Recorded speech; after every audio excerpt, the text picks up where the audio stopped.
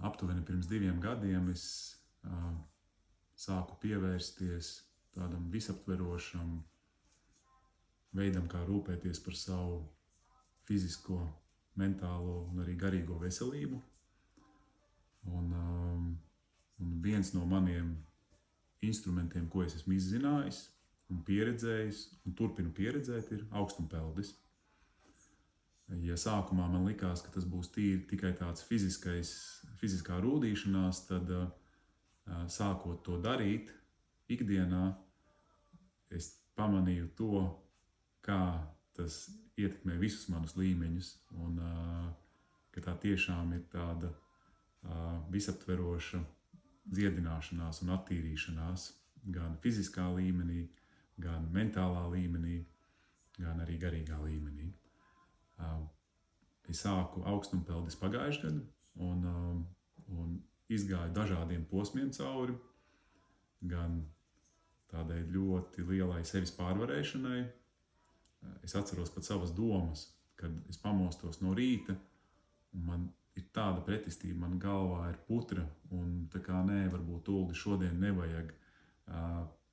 Un visādi iemesli nāk galvā, prātā, kāpēc to nedarīt. Bet es ļoti skaidri atceros to, ka es vienkārši neklausījos to, cēlos un gāju un darīju. Un tieši tāpēc es šo praksi sev ieliku no paša rīta, kad es tikko pamostos, izkāpu no gultas, un tā ir pirmā lieta, ko es daru. Es vienkārši eju ārā, eju dīķī un tā iesāku savu dienu. Un bija interesanti vērot, kā šīs domas, arī šis mentālais stāvoklis sāk mainīties, arī fiziskais, ka pēkšņi man sāk tā kā būt tāda forša enerģija un garastāvoklis un prieks no tā, ka es iešu ūdenī. Un arī fiziski, kā es sāku caur to stresu iziet, jo sākumā, kad ieeju augstā ūdenī, ir lielais tāds stresa vilnis, kā es sāku ātrāk nonākt tādā mierā, kad es varu mierīgi vienkārši elpot vai aizturēt elpu un vienkārši būt, ka man vairs nav tādas panikas vai stresa, bet iestājas ļoti ātri miers.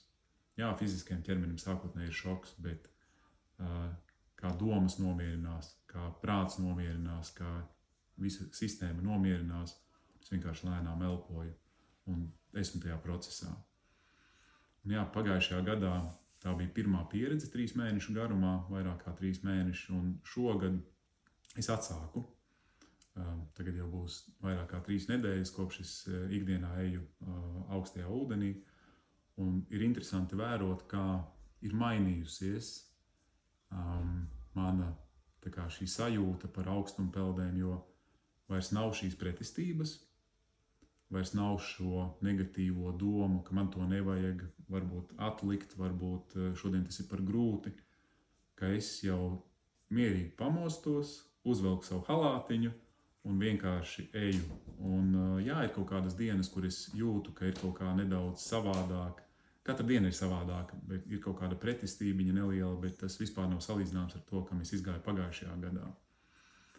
Un es arī sajūtu, ka pašlaik jau šis augstumpeldis instruments man jau savādāk sāk iegūt to jēgu, kā es mazgāju savas domas, savas emocijas, un ne tikai fiziskais ķermenis, bet arī ļoti spēcīgi uz tādu mentālo, un kā es vispār iesāku dienu, kā es attīros, kā es nomazgājos un kā es iznāku ar kaut kādu citu garastāvokli, citām domām, un kā man iesākas diena, un kā es izēju cauri šai dienai.